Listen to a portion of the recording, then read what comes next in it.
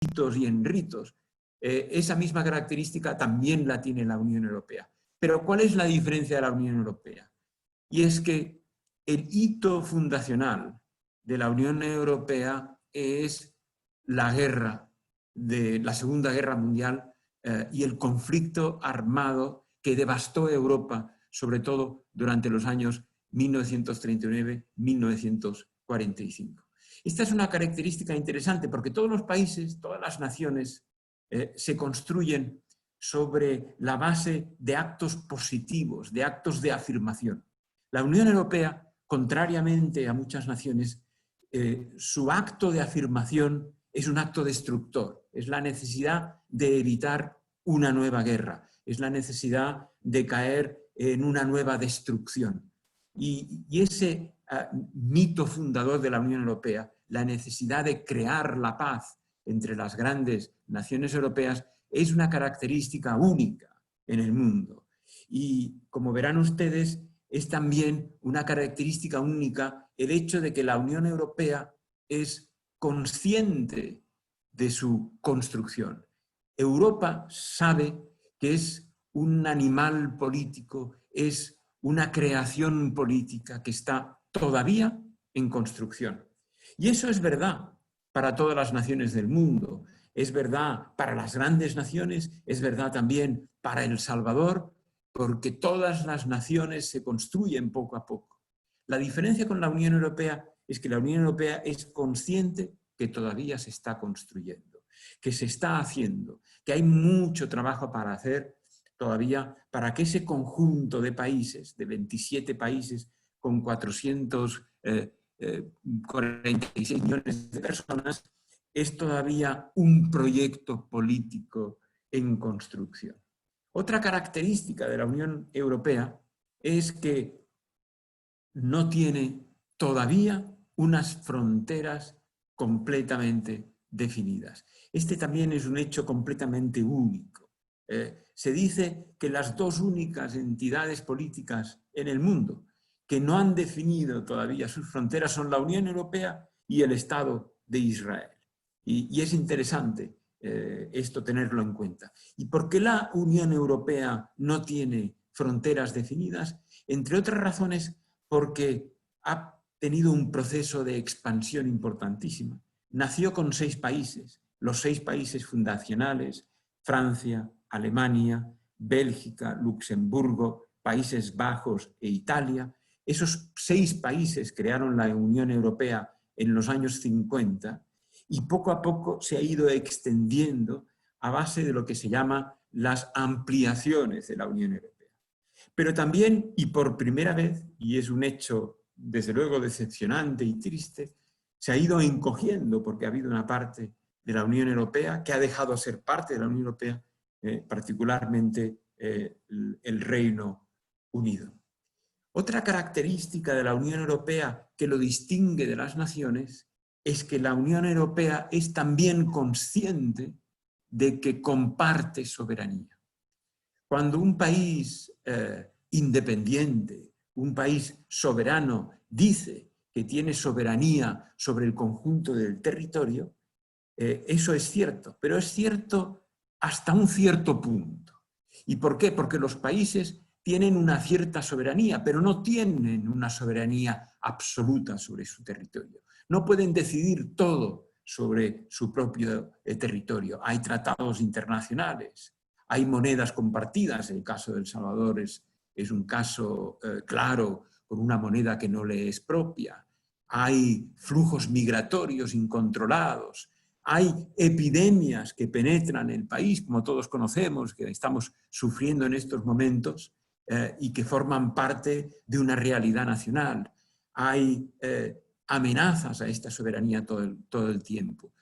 La Unión Europea es consciente de que es el resultado de una cesión de soberanía por parte de los 27 estados que la constituyen. Y esa cesión de soberanía supone al mismo tiempo un gran sacrificio para estos estados, porque están cediendo una parte de su poder a una entidad superior que es la Unión Europea. Y otro, y por último, y con esto acabo esta pequeña introducción, la Unión Europea supone un gran desafío democrático. ¿Y por qué supone un desafío democrático? Porque primero tiene 24 lenguas distintas. ¿Y cómo es posible tener una democracia con 24 lenguas? Luego tiene 27 pueblos, 27 estados diferentes. Para decirlo en términos democráticos, con el origen griego de la palabra, tiene 27 demos. Y esa integración de estos 27 demos constituye un enorme desafío. Cuando en el año 1789, en la Revolución Francesa, se pensó en la necesidad de hacer de Francia, en aquella época, un gran país ya, con muchos millones de habitantes, un país extenso, pero un país que en esa época no había ferrocarril, no había telecomunicaciones, no había medios de transporte rápidos más allá que las diligencias y los caballos.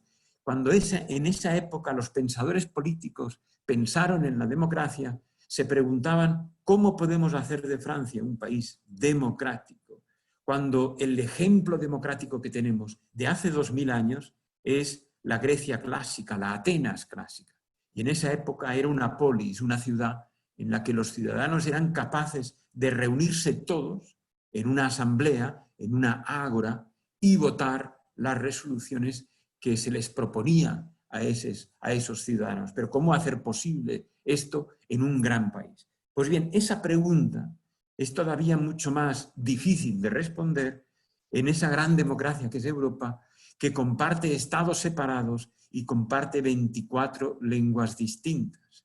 Y como todos sabemos, una democracia se basa en la capacidad del derecho y en la capacidad de los que se presentan a esas elecciones para presentar propuestas a los electores. ¿Cómo se puede hacer esto con tantas lenguas distintas? Es un gran reto para la Unión Europea. Por consiguiente, una creación política única que surge después de una guerra fratricida de los años 40, surge en los años 50 para dar paz a todo un continente, una construcción que es consciente de que se está construyendo, una construcción con fronteras todavía sin definir, contrariamente a todas las demás naciones y a todas las demás construcciones políticas, una construcción política que es consciente de que es el resultado de compartir soberanías nacionales y una construcción que tiene un reto democrático enorme con 27 países y 24 lenguas distintas. Y como todas las construcciones políticas, pues tenemos símbolos, ¿no? La bandera europea, que pueden ver ustedes aquí, que son 12 estrellas amarillas sobre un fondo azul. Esas 12 estrellas representan no los Estados miembros de la Unión Europea, que son 27, sino que representan el símbolo de la perfección, el símbolo de la armonía, ¿no? Una moneda, que es el euro. No todos los países de la Unión Europea tienen la moneda del euro y eso es un tema muy importante, porque la Unión Europea se ha construido, pero se ha construido también con un concepto muy innovador, que es el concepto llamado de la geometría variable. No todos los países tienen el mismo nivel de integración, no todos los países tienen las mismas ambiciones de construcción europea y la moneda del euro en estos momentos existe únicamente en 19 países de la Unión Europea y también, curiosamente, existe en otros países que no pertenecen a la Unión Europea, pero que de facto o de jure o de derecho también han adoptado la moneda del euro. Son pequeños estados, entre ellos el Estado del Vaticano, por ejemplo, o Andorra, o San Marino, o Liechtenstein, que no son miembros de la Unión Europea, pero que tienen el euro de la misma forma que El Salvador tiene el dólar norteamericano. Tiene un himno, que es una parte, un pedazo de la novena sinfonía de Beethoven, que es el himno a la alegría. Tiene un día, que es el 9 de mayo, que este año hemos celebrado muy particularmente, porque este año se celebró los 70 años del 9 de mayo de 1950, que fue de alguna forma la declaración fundacional de la Unión Europea. Fue la declaración del ministro de Asuntos de Relaciones Internacionales de Francia, el señor Robert Schuman, que estableció los principios de la creación de la Unión Europea. Y luego vamos a hablar de eso muy brevemente. Y tiene un lema, que es unidad en la diversidad. Porque somos conscientes de que somos muy distintos. Culturas distintas, historias distintas, lenguas distintas, religiones distintas. Pero que tenemos una ambición común, los 27 países, que es crear un continente de paz, de unidad, de democracia y de progreso económico. No es una ambición pequeña, no es fácil conseguir esos objetivos, pero yo creo que es ese objetivo común lo que hace que la Unión Europea exista. Hemos hablado del euro, pero también tenemos que hablar del espacio Schengen, que es ese espacio creado dentro de la Unión Europea que de nuevo responde a ese principio de la geometría variable y que significa que dentro de ese espacio los ciudadanos pueden circular con absoluta libertad sin necesidad siquiera de llevar un pasaporte o de mostrar su DUI, su documento de identidad. No hay fronteras. Es decir, los camiones, las mercancías, las personas, todo el mundo puede circular dentro de ese espacio. Pero no todos los países de la Unión Europea, de nuevo, pertenecen a este espacio Schengen. Por ejemplo, ahí bien a Irlanda, por ejemplo, que no pertenece al espacio Schengen, tampoco Croacia, ni Rumanía, ni Bulgaria, que son los países que están en amarillo a la derecha del continente y de sus pantallas. Y también los países del euro, que como he dicho antes son 19 países y que ven ustedes aquí en el mapa. Pero todavía hay países de la Unión Europea que no tienen el euro, muy particularmente Polonia, República Checa, Rumanía, Bulgaria, Hungría, que no pertenecen todavía a la zona euro y que tienen su propia moneda, aunque estas monedas están atadas, están vinculadas al euro y que tienen el objetivo algún día de pertenecer también a la moneda del euro. Estos son los grandes principios de la Unión Europea. La igualdad de todos los ciudadanos frente a la ley, la igualdad de oportunidades, la dignidad humana como principio inalienable, el Estado de Derecho, es decir, todo debe ser basado en el derecho, la libertad, las libertades ciudadanas en general, el respeto y la promoción de los derechos humanos y, por supuesto, la democracia. Esos son principios fundamentales de la construcción europea, y yo subrayo la construcción porque la Unión Europea y los países europeos no son perfectos en nada de esto, no podemos dar lecciones a nadie, pero sí que tenemos este objetivo común de trabajar para la igualdad, la dignidad, el Estado de Derecho, la libertad, los derechos humanos y la democracia. Estamos, por supuesto, en este ámbito de la construcción europea y yo creo que es muy importante también que en esa construcción europea hablemos de ese gran proyecto único que se ha logrado a países que han superado, como decía, un pasado marcado por guerras y por conflictos. Ese mito fundacional de la necesidad de hacer la paz para construir un gran continente. En el caso de Europa esto es muy importante porque siempre ha habido grandes naciones europeas que han luchado entre ellas por la hegemonía, no solamente continental, sino incluso mundial. Y esa última gran lucha fue, como saben ustedes, la Segunda Guerra Mundial, 1939-1945, pero que fue precedida por otra gran guerra civil europea, yo diría, que es la Primera Guerra Mundial de 1914 a 1918. Estas guerras fueron guerras por la hegemonía continental, como también lo fueron las guerras napoleónicas, por ejemplo, a lo largo del principio del siglo XIX, en donde Francia quería imponer su visión del continente al conjunto de ese continente. Yo creo que es muy importante señalar que cuando los estados europeos se dieron cuenta, los grandes estados europeos, Italia, Alemania, Francia, España, Reino Unido, que no podían imponer su voluntad a través del conflicto, de que había una situación de equilibrio de poderes, se dieron cuenta de que era necesario crear una unión pacífica y cooperativa de los países europeos. Y es, como dice la lámina, un ejemplo de superación de divisiones y un esfuerzo para la consolidación de un continente pacífico y próspero, que en el año 2012, y yo creo que es importante señalarlo, fue concedido a ese gran proyecto de la Unión Europea, porque sigue siendo un proyecto en construcción, nunca insistiré suficientemente en ello, el Premio Nobel de la Paz. Eso fue en el año 2012.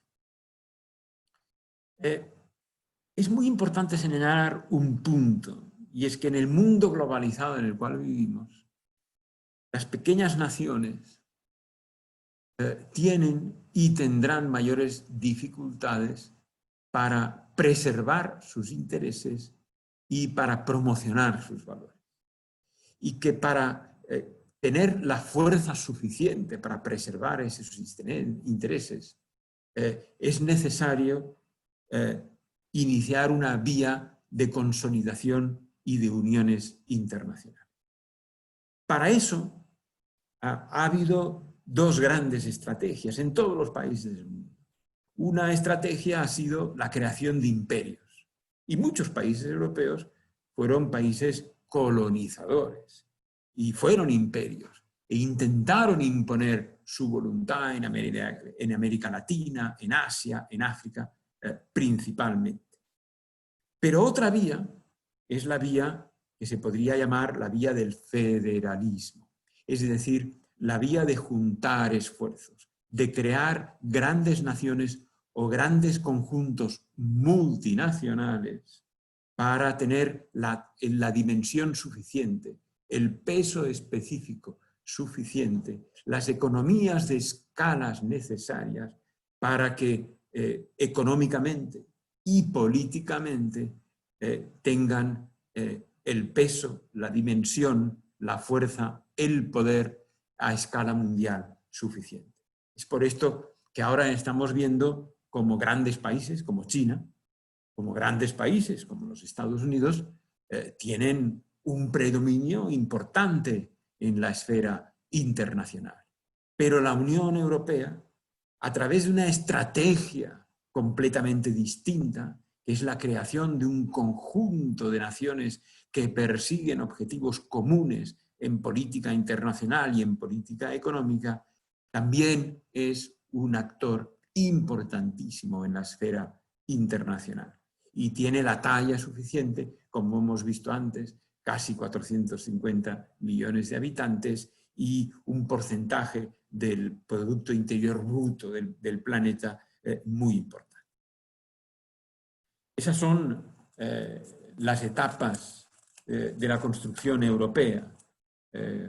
La necesidad de hacer la paz en el periodo de 1945 a 1959, la firma y la entrada en vigor del Tratado de Roma, que es el gran tratado de la Unión Europea, la que creó la que entonces se llamaba la Comunidad Económica Europea, el Tratado de Roma de 1957, una comunidad que crece, una unión que crece entre 1970 y 1979, con la incorporación de un país, Dinamarca, y luego de Irlanda y del Reino Unido, la expansión y la profundización de la Unión Europea, que constituyen una etapa importantísima, sobre todo con tres elementos que yo diría que constituyen grandes hitos en la construcción europea.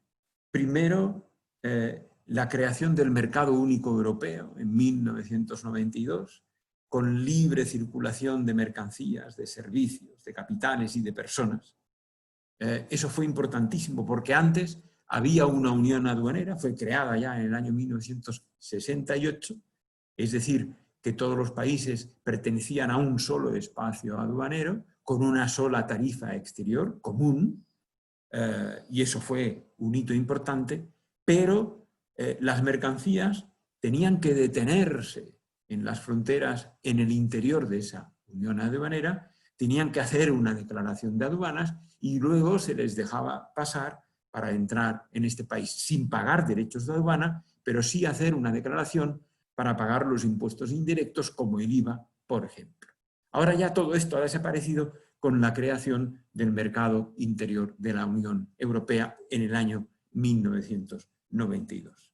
También, por supuesto, la creación de la moneda única, del euro, con lo cual hay una sola política monetaria para 19 países de la Unión Europea, ha sido un hito indiscutible. La creación del espacio Schengen, del que hablábamos antes, esa libertad de circulación de las personas sin ni siquiera necesidad de mostrar su documentación al pasar la frontera. Hoy en día en Europa se pasa la frontera sin ni siquiera reducir la velocidad del automóvil o del camión que uno maneja, y a partir del año 2009-2008, con la crisis económica que todos conocimos, una crisis en la moneda del euro que fue muy importante, pero que se logró resolver, yo creo que de una forma muy favorable, porque los países que compartían una misma moneda, sin embargo, no tenían derecho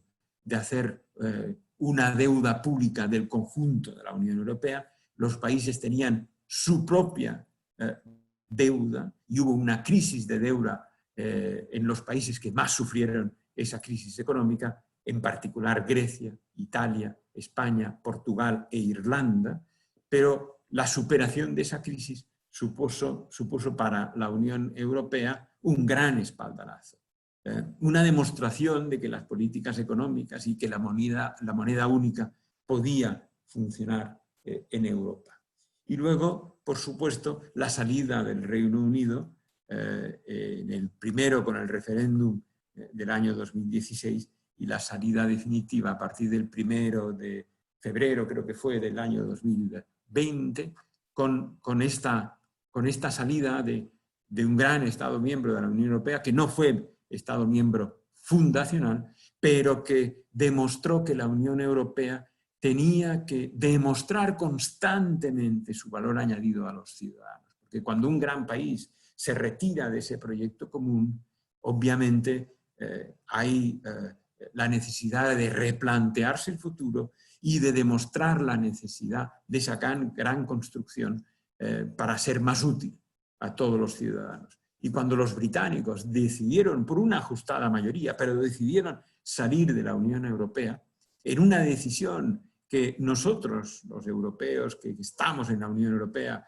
consideramos errónea, pero que respetamos, porque fue una decisión democrática, al mismo tiempo significa de que hay países que no están convencidos de ese valor añadido, de esa necesidad de pertenecer a ese gran ámbito europeo. Y ese es un cuestionamiento importantísimo que se pueden hacer no solamente las construcciones como la Unión Europea, sino que se hacen también los estados y los países, porque hay amenazas a las soberanías nacionales y todos sabemos que la globalización representa un reto enorme, no solamente para la Unión Europea, sino para los países, digamos, y para los estados tradicionales.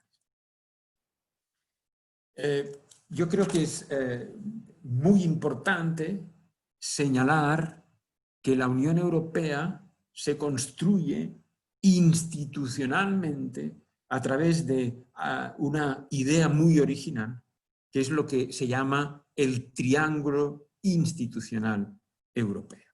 Y eso es muy original porque en todos los países existe un Parlamento y un Ejecutivo, un gobierno. En la Unión Europea, esta distribución de poderes, y por supuesto luego existe un poder judicial, que también existe en la Unión Europea.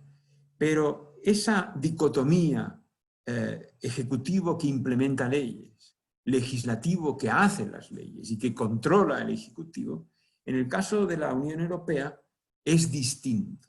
Es una institucionalidad original en el sentido de que la Unión Europea se construye no con una polaridad, sino se construye con una bipolaridad, sino que se construye con un triángulo.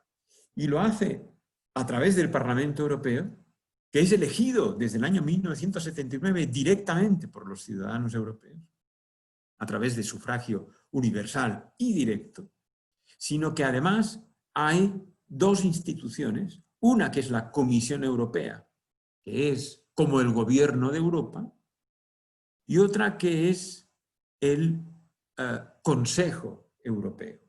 Y el Consejo Europeo, algunos dicen que sería como una especie de Senado, porque también es legislador.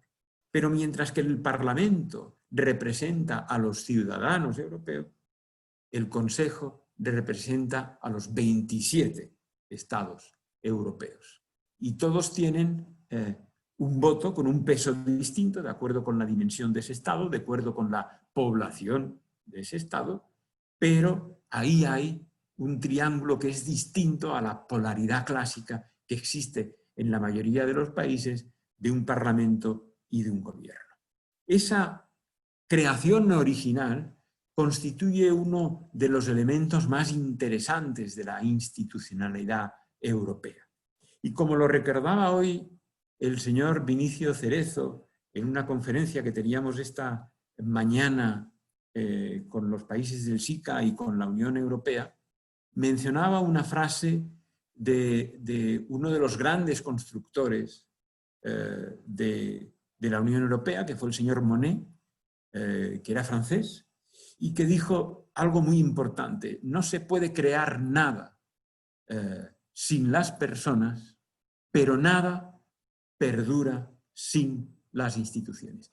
Y esta es una de las grandes fuerzas de la Unión Europea, que tiene instituciones muy fuertes. Tiene una Comisión Europea muy potente, 20.000 funcionarios, tiene un Parlamento Europeo muy representativo, con 700 parlamentarios, y tiene un Consejo Europeo que representa la soberanía popular de 27 países. Y ese triángulo institucional es el que da la fuerza institucional a la Unión Europea. Bien, ¿qué ha logrado desde el año 1957, 63 años ya, la Unión Europea? Pues ha logrado cosas importantísimas. Primero, la paz. Es imposible pensar en una guerra europea en estos momentos, precisamente porque hay una institucionalidad común. Luego, su expansión de los 6 países a los 27 actuales. Luego, las 4 libertades que hemos mencionado: libre de circulación de personas, bienes, servicios y capital. Luego, el liderazgo mundial en la necesidad de combatir el cambio climático. El liderazgo mundial, añadiría yo, en la necesidad de promover y de preservar los derechos humanos. La Unión Europea es, yo creo, la institución que en el mundo más importancia le da a preservar estos derechos humanos y el Estado de Derecho, y la capacidad de tener grandes programas. Uno de ellos, el programa Erasmus, que es ese intercambio de estudiantes que ha marcado a muchas generaciones de estudiantes europeos y que ahora está abierta a estudiantes universitarios de todos los países del mundo, incluyendo, por supuesto, de El Salvador. Y luego, esas 700.000 páginas, ¿no?, que aparece aquí, de legislación europea. Hay gente que dice que la Unión Europea es un monstruo legislador, pero en realidad la Unión Europea es una institución que ha desregulado muchísimo, porque ha conseguido que, en vez de tener 27 legislaciones distintas en 27 países distintos, ha conseguido armonizar y unificar muchísima legislación, con lo cual ha hecho un gran trabajo de desregulación y de supresión de barreras burocráticas en el conjunto del continente. Esta es la presidenta de la Comisión Europea, la señora Ursula von der Leyen, que es médico de profesión y que, por supuesto, está muy preocupada por la situación actual de la pandemia, pero que es una de las personas que, por lo menos a mí, me ha explicado de forma más clara lo que es el cambio climático. Porque ella, que es médico, nos dijo una vez a los embajadores de la Unión Europea en el mundo, que nos reunimos una vez al año, no sé si nos podremos reunir el próximo septiembre con la situación actual, esperemos que sí, y nos dijo a los embajadores, en la reunión que tuvimos el año pasado con ella, nos dijo que el cambio climático era algo muy importante, porque bastaba con compararlo con la temperatura del cuerpo humano. Cuando tenemos más de 37 grados de temperatura en nuestro cuerpo, nos sentimos enfermos. Y si estamos a 39, nos sentimos muy enfermos. Y si estamos a 41, nos sentimos horriblemente mal. Y si pasamos de 42 grados, no podemos superarlo y el cuerpo no lo resiste más. Y para explicar el cambio climático dijo que es exactamente el gran problema que está confrontando el planeta Tierra. Este aumento de temperatura significa que el planeta se va a encontrar en una situación como si se tratara de un cuerpo con fiebre y que tenemos que luchar esa situación entre todos los países, y esa es una de las obsesiones legítimas y necesarias de la Unión Europea. Uno de los elementos que tenemos que tener en cuenta del porqué de la importancia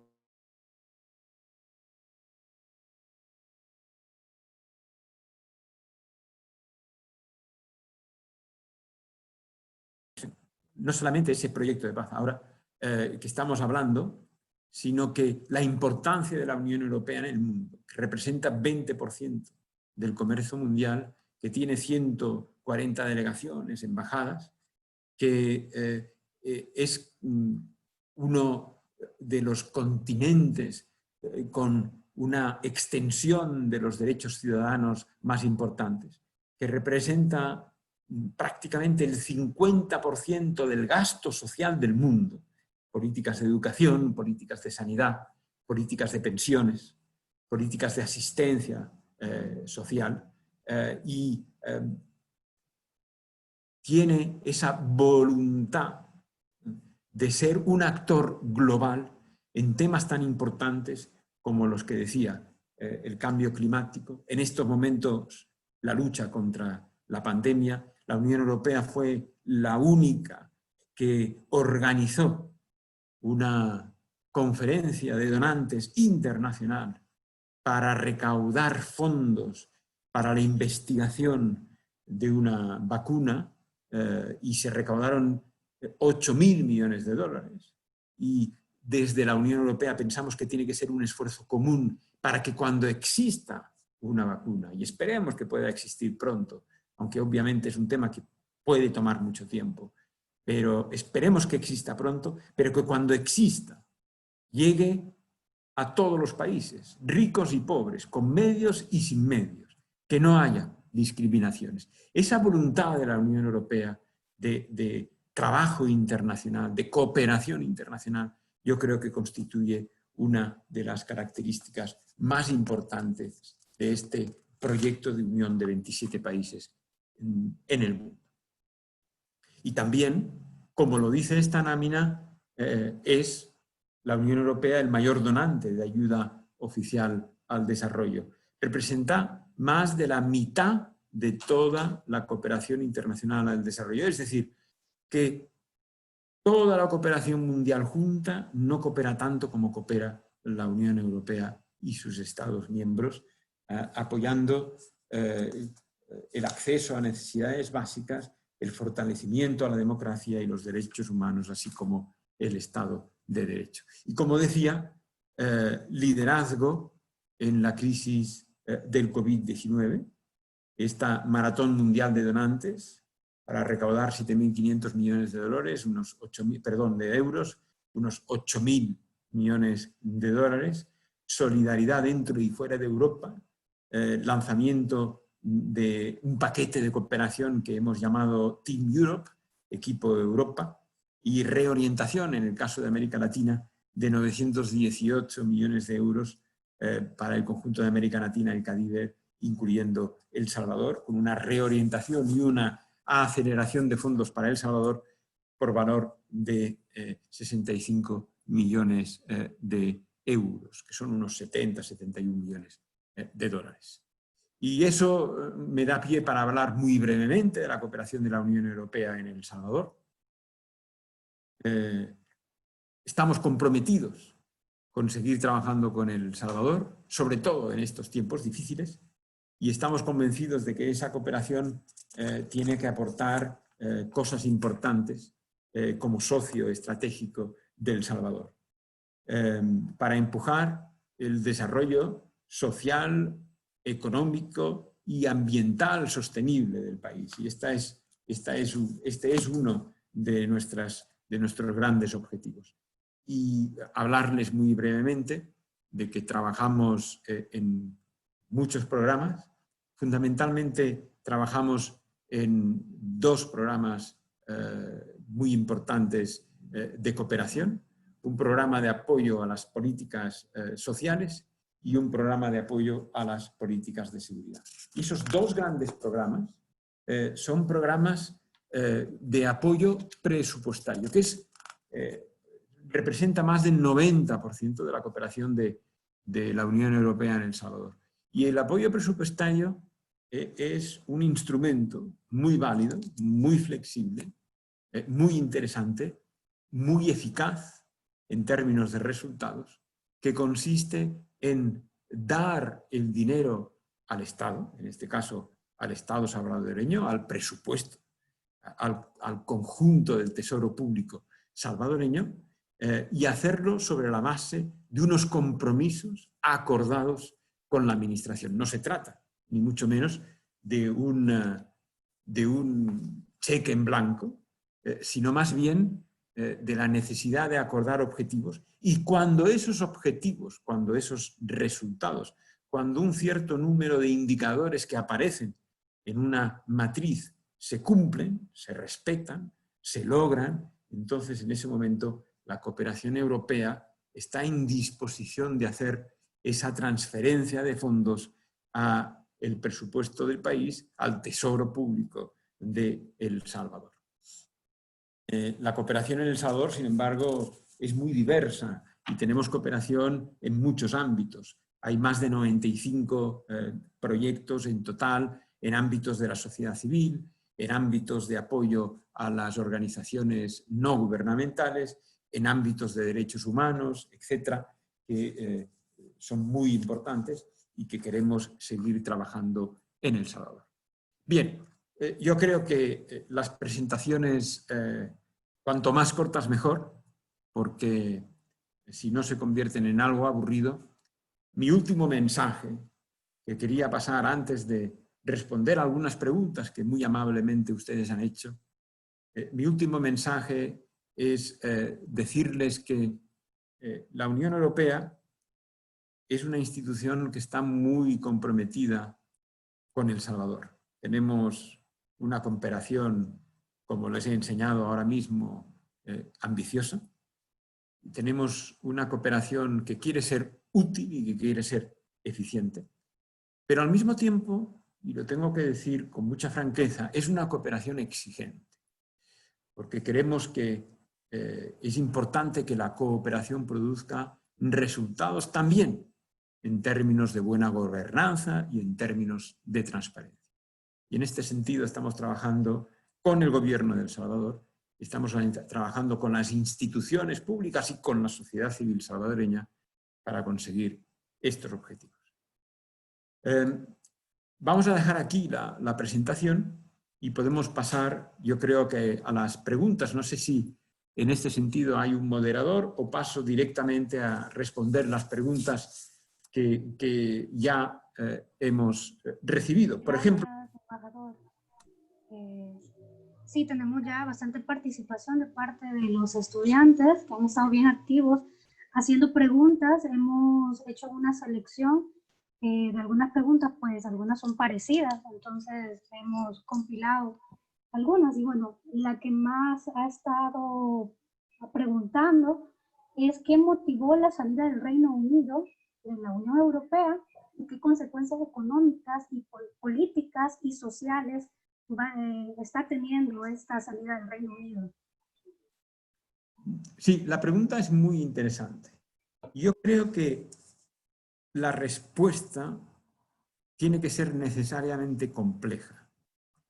¿Por qué los ciudadanos británicos votaron en un referéndum la salida del Reino Unido? ¿Y por qué los políticos británicos en su día decidieron que era importante hacer un referéndum en un país en el que nunca se organizaron referéndums, precisamente sobre la cuestión de la pertenencia del Reino Unido a la Unión Europea?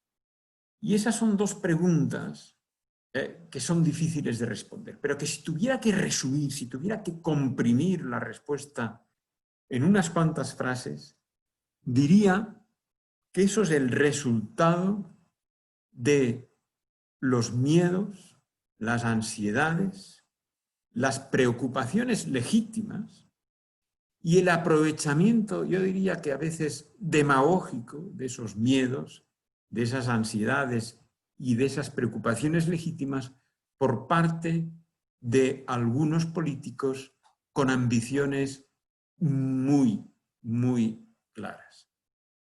Esos miedos y esas preocupaciones son el resultado de lo que antes estábamos diciendo, de la globalización y de la mundialización. La mundialización es percibida por muchos ciudadanos en el mundo como una amenaza. La emigración, que ustedes conocen muy bien en El Salvador, porque son un país, como lo era antes, hace años España, son un país que tiene emigrantes, que tiene ciudadanos que se van a otros países. La desinversión de grandes compañías en los países y la deslocalización de la producción a países que tienen una mano de obra más barata es otra consecuencia de la mundialización y de la globalización. La pérdida de un sentido de identidad nacional y cultural. Todo esto está produciendo en muchos países un estado de alarma, de preocupación y un regreso al nacionalismo. Una sensación, un sentimiento de que tenemos que volver a la antigua patria que nos daba seguridades, que nos protegía del mundo exterior. Curiosamente, esto ha sucedido en un país que fue, durante muchos años, la mayor potencia colonial del mundo, es decir, que tenía una expansión enorme, prácticamente en todos los continentes. En América estaba presente en el Caribe, en África tenía muchos países, en Asia tenía, entre otros, el continente, porque prácticamente es un continente de la India, incluyendo India, Bangladesh y Pakistán actuales, es decir, un país que se impuso sobre otros países, que perdió después sus colonias, la inmensa mayoría de ellas, y que ahora se está replegando en una concepción neonacional para defender su identidad, sus intereses, su producción y para luchar contra esa mundialización que ha beneficiado tanto al Reino Unido como potencia colonial que fue. Eso es una contradicción, pero eso es una realidad social enorme. ¿Y quiénes votaron para el Brexit en el Reino Unido. Muy claramente aquellos que se sienten más amenazados con esta mundialización. Las clases medias bajas, las clases bajas, las que confrontan el peligro o lo que ellos ven como peligro de la mundialización, de la emigración, y que consideran de que el Reino Unido debe reconstituirse como nación. Y eso fue aprovechado por algunas élites políticas nacionalistas que querían hacer del Reino Unido de nuevo una nación tradicional. Ese es un fenómeno que ha existido en el Reino Unido y que existe en muchísimos otros países. Es el resurgimiento de los nacionalismos, que también estamos viendo en el continente americano, en el norte y en el sur del continente americano. Esa sería una explicación muy comprimida, pero tendríamos que elaborarla mucho, pero no tenemos tiempo de hacerlo en estos momentos.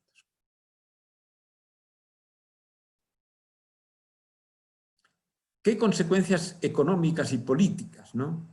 Pues yo creo que en estos momentos habría que ver cuáles serán las consecuencias para la Unión Europea y cuáles serán las consecuencias para el propio Reino Unido. Digamos que probablemente será como se dice en inglés, ¿no? Un lose-lose. No será un win-win, será un lose-lose. Todo el mundo saldrá perdiendo. Incluso los países que no pertenecen a la Unión Europea y que están fuera, incluso en América Latina. Porque yo creo que era muy importante que el Reino Unido perteneciera a este gran conjunto europeo, porque su pertenencia le daba fuerza a Europa y le daba fuerza al Reino Unido. Le voy a poner un ejemplo. La Unión Europea tiene 27 estados, en estos momentos. Antes tenía 28. De esos 28 había 2 estados que eran potencias nucleares, es decir, que tenían la bomba nuclear. Uno era Francia, el otro era el Reino Unido. En estos momentos, Europa solo tendrá un estado como potencia nuclear. Y el peligro es que el Reino Unido pierda influencia exterior y la Unión Europea pierda influencia exterior. Es decir, nadie saldrá ganando. Otro ejemplo, muy concreto, aplicable a América Central. La Unión Europea tiene un acuerdo de asociación con América Central que permite a los productos de América Central ser exportados a la Unión Europea. Si el Reino Unido se va de la Unión Europea, para que tengan el mismo trato hay que suscribir un nuevo acuerdo de América Central, en este caso ahora con el Reino Unido. Todo eso supone una pérdida para todo el mundo y también para América Central.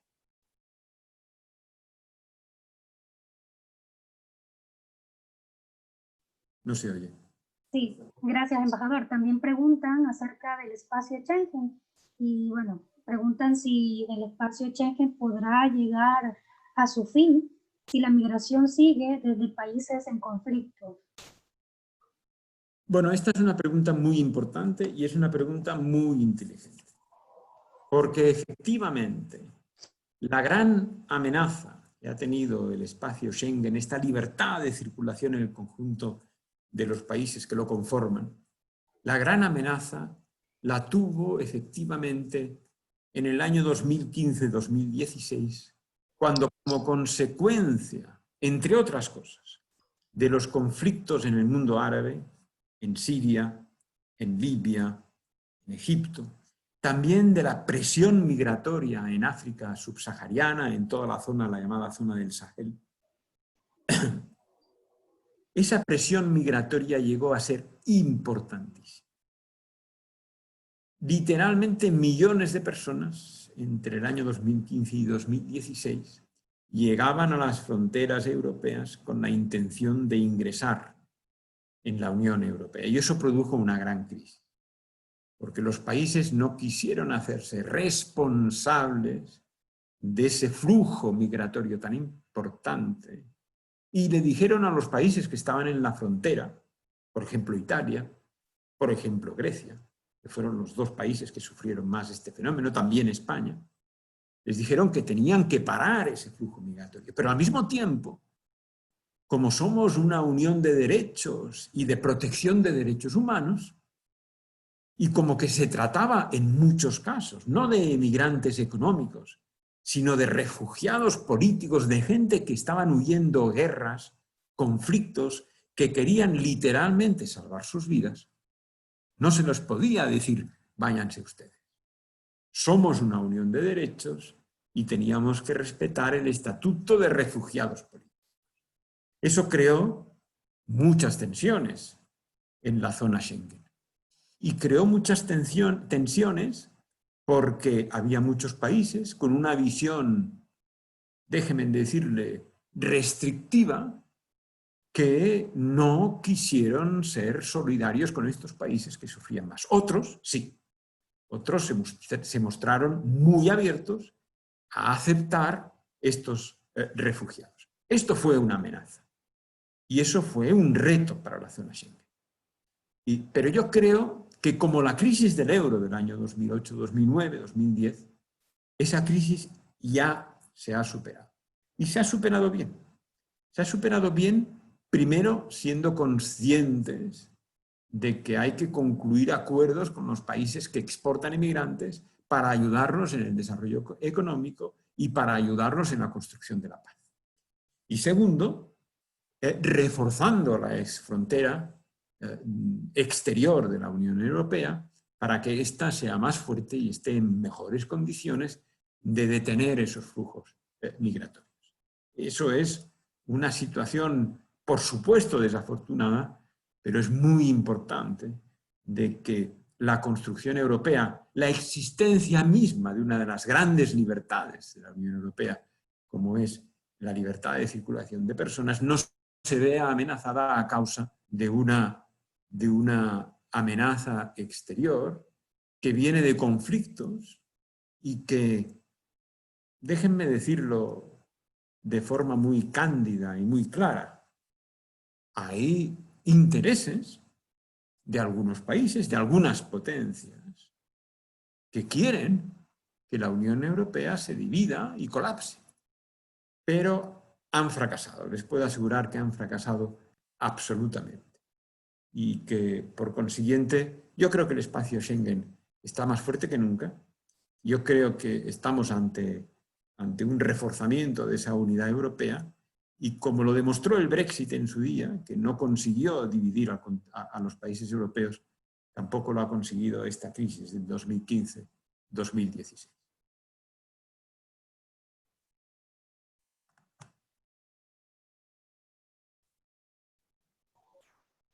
Muchas gracias, embajador.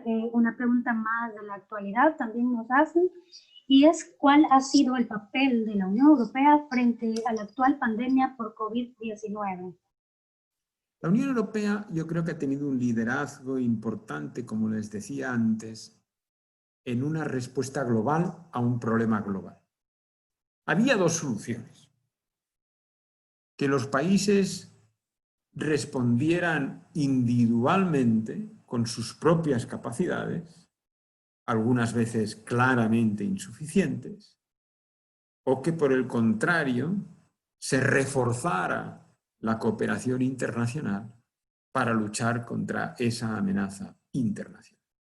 Y la posición de la Unión Europea ha sido desde el principio la necesidad de una cooperación global desde tres perspectivas, que yo creo que son muy importantes.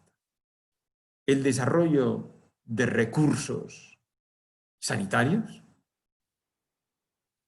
estratégicos, el desarrollo de recursos de información, que es otro gran tema estratégico, y el desarrollo de la investigación.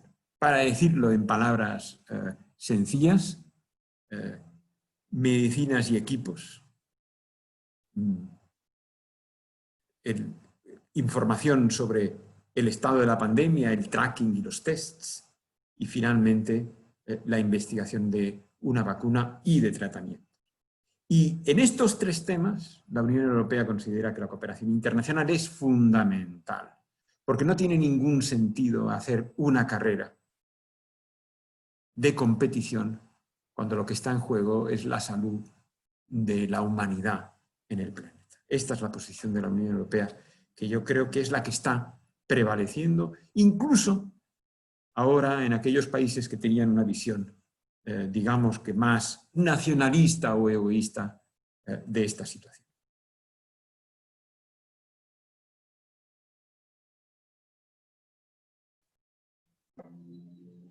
Muchas gracias. Nos preguntan también, ¿de qué manera actúa o de qué manera actuaría la Unión Europea cuando un país miembro está en crisis económica y los demás están en un estado de crecimiento económico? Bueno, vamos a ver. En general, las economías europeas están, digo en general, puede haber excepciones, pero en general están en el mismo ciclo económico. Es raro que un país del euro esté en una situación de crecimiento y otro esté en una situación de recesión económica. Puede suceder, no digo que no pueda suceder, que un país tenga una crisis muy específica, pero en general están todos en la misma dinámica económica, precisamente porque están ligados en un mercado muy integrado y porque están compartiendo 19 de esos países la misma moneda. Pero es completamente cierto de que hay instrumentos que necesitan perfeccionarse para tener más solidaridad en el conjunto de la Unión Europea. Les voy a poner un ejemplo. Supongan ustedes, comparen ustedes Estados Unidos con sus 50 estados federales y la Unión Europea con sus 27 estados. Estados Unidos con 320 millones de habitantes, si no me equivoco, aproximadamente. La Unión Europea con sus 450 millones de habitantes, aproximadamente también. ¿Cuál es la diferencia? El presupuesto federal de los Estados Unidos supone el 20% del Producto Interno Bruto de los Estados Unidos.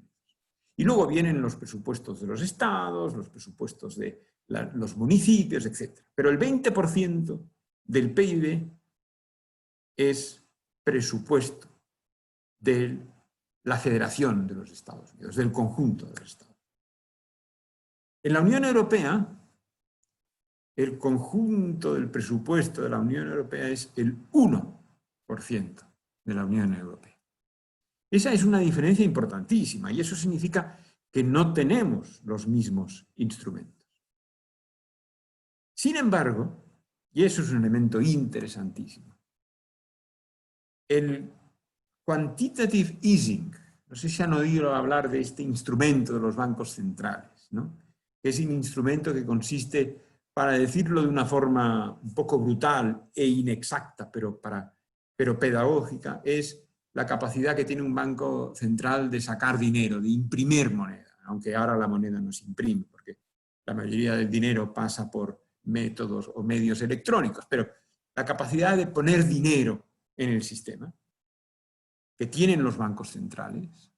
Pues bien, el Banco Central Europeo, desde la crisis en el 2010, 2011, hasta hoy, ha ido sacando dinero, ha ido imprimiendo moneda, para decirlo de una forma, digamos, pedagógica, por valor del 4% del Producto Interno Bruto de la Unión Europea cada año.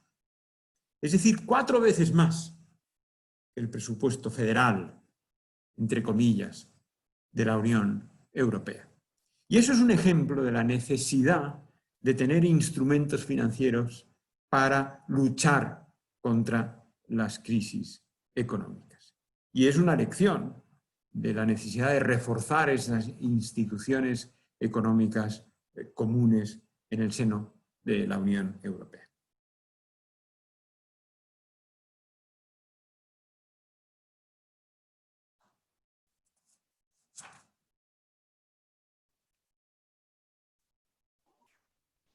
Bueno, muchas gracias. También por acá preguntan acerca de si la Unión Europea es una conformación política, es aparejada a un Estado confederado.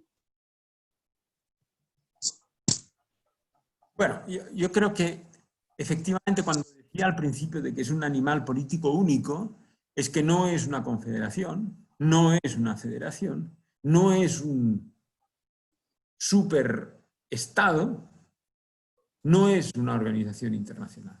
Es más que una organización internacional, porque tiene derecho directamente aplicable. Entonces, yo creo que y muchos europeos no estarían de acuerdo conmigo, pero esa es una opinión personal, yo creo que es una confederación en construcción. Le voy a poner 3 ejemplos. Primer ejemplo. Los estados no pueden legislar en materia de aduanas, no pueden legislar en materia de circulación de mercancías o en materia de circulación de capitales, porque todo esto pertenece a la Unión Europea. Sin embargo,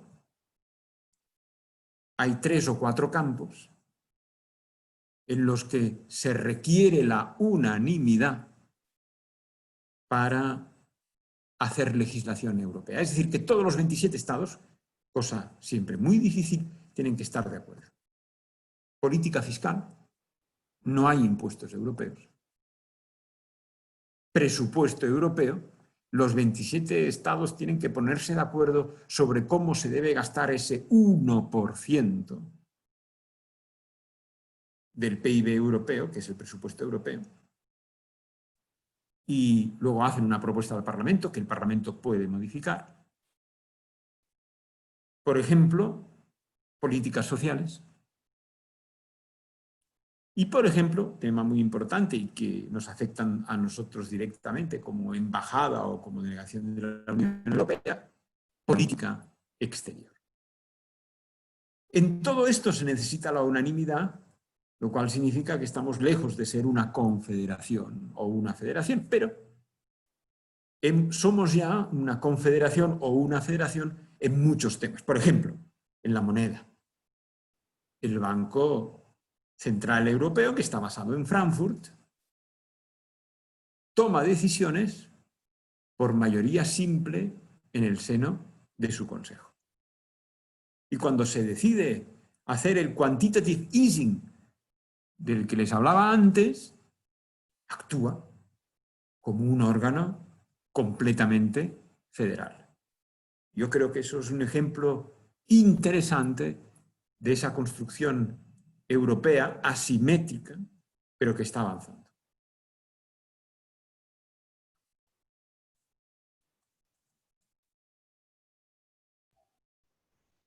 Muchas gracias. También preguntan por acá, ¿cuáles son algunas razones que motivan a los países que conforman la Unión Europea que aún no están en la zona euro? ¿Cuál es el motivo por lo que aún no lo tienen? Bueno, hay 2 casos, hay 2 situaciones distintas. Los países que no pertenecen porque no quieren y los países que están esperando a pertenecer cuando cumplan las condiciones para pertenecer. Y yo creo que esa es un poco la situación. Por ejemplo, un caso de país que no quiere pertenecer, aunque dijo que sí, que pertenecería, es Suecia, por ejemplo, que sigue teniendo su propia moneda, la corona sueca. Y otros países que están trabajando para pertenecer son países como Rumanía, Bulgaria o Polonia. Es decir, tenemos los 2 casos. Yo creo que los países que no quieren pertenecer es fundamentalmente porque no quieren perder la soberanía monetaria. Digamos que la política económica de un país se basa en 2 grandes, hay más cosas, pero se tiene tiene dos grandes pilares, dos grandes patas, ¿no? Uno es la política fiscal y el otro es la política monetaria. No quieren perder uno de esos dos instrumentos.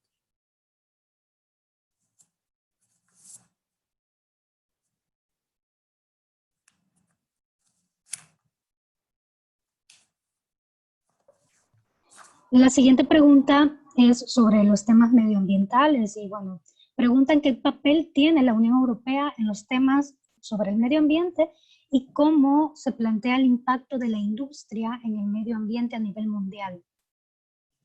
Como he dicho antes, y lo digo con el más absoluto convencimiento, yo creo que la Unión Europea es el gran líder mundial en la lucha contra el calentamiento global y contra el cambio climático. Esa es una realidad. Es la que está haciendo más y la que lo está haciendo mejor en la lucha contra el cambio climático en el mundo y en la cooperación internacional para trabajar juntos. Yo creo que es el paradigma número uno de la necesidad de una cooperación internacional y de una cooperación global. Porque el cambio climático afecta al conjunto del planeta, no hay fronteras, es imposible que las haya. Y segundo, y eso es importantísimo, el cambio climático exige una cooperación multilateral. No se podrá vencer al calentamiento global si no se trabaja conjuntamente. Si unos cumplen y otros no cumplen, no se van a cumplir los objetivos. Si una gran potencia como los Estados Unidos y otra gran potencia como China no están haciendo su trabajo, el problema del cambio climático va a seguir siendo el mismo, aunque zonas tan importantes como América Latina o Europa sí que cumplan.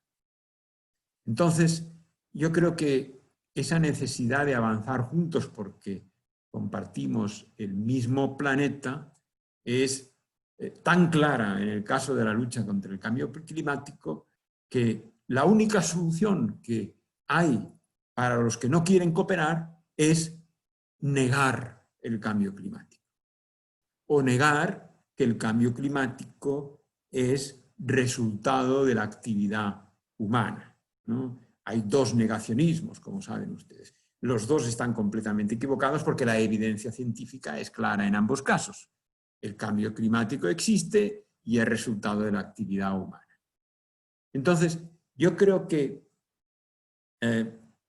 la Unión Europea tiene un papel de liderazgo porque la Unión Europea tiene una gran ventaja en este tema y es que estamos acostumbrados a ser una institución que está formada por varios estados, por 27 estados y está acostumbrada a trabajar en la cooperación internacional. Está en el ADN de la Unión Europea. Y por eso estamos convencidos de que solo la cooperación multilateral puede hacer algo importante en este tema.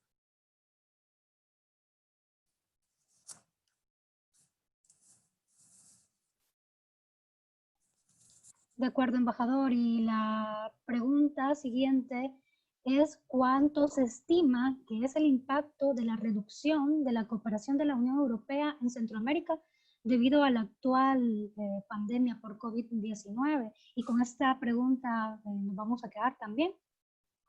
Bueno, nosotros en estos momentos, la Unión Europea trabaja con perspectivas de 7 años.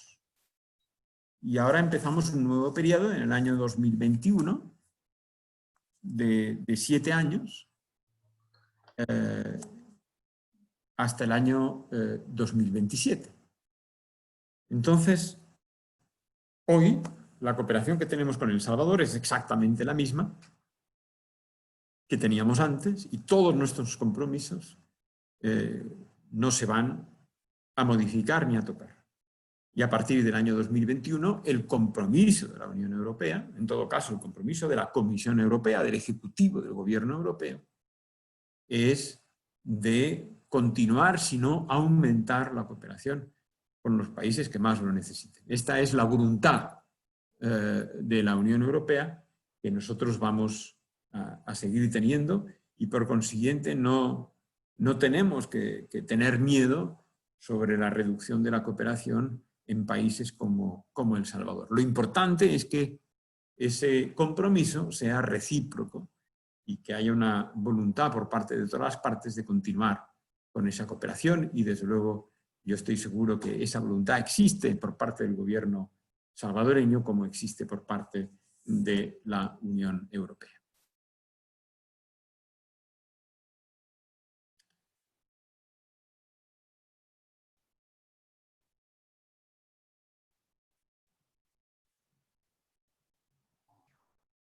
Bueno, muchas gracias, embajador. Comentarle que nos han llegado muchísimas más preguntas y bueno, preguntas también que tienen que ver con otras temáticas, siempre de la Unión Europea, pero con otros temas que estamos dispuestos a ahondar en ellas, quizás pensando en realizar otro seminario web como este, que pronto estaríamos anunciando para hacer esta ronda de preguntas puntuales. Entonces nos quedaríamos por ahora, en honor al tiempo, hasta esta parte con la ronda de preguntas. Y bueno, no sé si usted también quisiera decirles algunas palabras finales a nuestras amigas y amigos que se han conectado esta tarde. Pues agradecerle a usted y a todos los que están escuchándonos, a todos los estudiantes universitarios salvadoreños, a todo el mundo universitario que está pasando estos momentos difíciles como todo el mundo. Decirles que hay que tener paciencia y hay que tener resiliencia, resistencia, y decirles que ser estudiante universitario, sobre todo ser estudiante universitario en el campo de las ciencias sociales, de las relaciones internacionales, del derecho, es ser estudiante de desarrollar la capacidad crítica. Yo creo que eso es un elemento fundamental. Es estudiar a analizar la realidad, a comprenderla, a leer entre líneas. Y esa capacidad la tenemos que desarrollar todos durante toda nuestra vida. Desde este punto de vista, todos somos estudiantes desde que empezamos nuestros estudios hasta que terminamos nuestra labor, no solamente nuestra labor profesional, sino nuestra función como ciudadanos en una democracia. Y a mí me encantaría que todos los estudiantes conservaran ese espíritu crítico, aprendieran y desarrollaran sus capacidades de análisis, y lo hicieran también en estos tiempos de pandemia. Hace poco estaba releyendo un libro de un filósofo francés, un libro que yo recomiendo, que habla precisamente de cómo históricamente, ya desde la Edad Media, se ha tratado en el mundo y en los países con las pandemias. Y hablaba, por ejemplo, de las leproserías y cómo a los leprosos se les excluía, se les expulsaba de la ciudad para ser metidos en una leprosería. Y hablaba de las cuarentenas y de la función social de la cuarentena, y a veces de la agenda política que había detrás de una cuarentena. No digo que sea el caso actual, ni mucho menos. Pero ese libro, que se llama Vigilar y castigar, de un filósofo francés muy conocido y ya muerto, que se llamaba Michel Foucault, es un libro muy interesante porque nos permite hacer una lectura histórica y crítica de la situación actual en el mundo. Y yo creo que eso es una forma también de ser universitario, ¿no? De ver la realidad y de no aceptar los axiomas, lo que se nos dice que es indiscutible. Un universitario nunca debe aceptar que algo es indiscutible.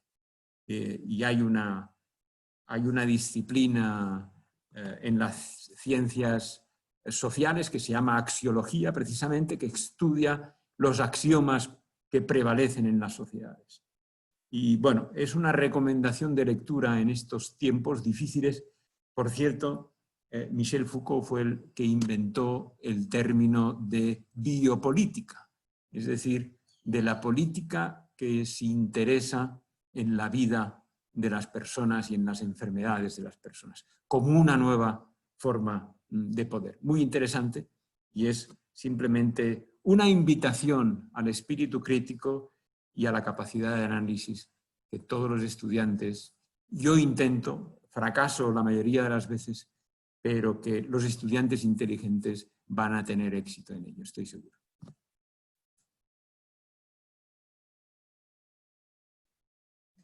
Muchísimas gracias, un saludo a todos, ha sido un placer una vez más tenerlos a la escucha, poder hablarles, explicarles muy comprimidamente lo que es la Unión Europea y lo que quiere la Unión Europea para El Salvador, es decir, lo mejor. Así que muchas gracias y espero poder estar con ustedes en una próxima ocasión y, si es posible, presencialmente en algunas de sus universidades y en algunas de sus facultades.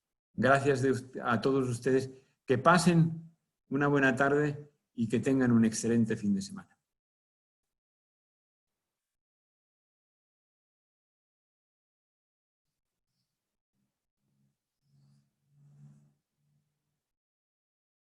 Ya está, ya lo salimos.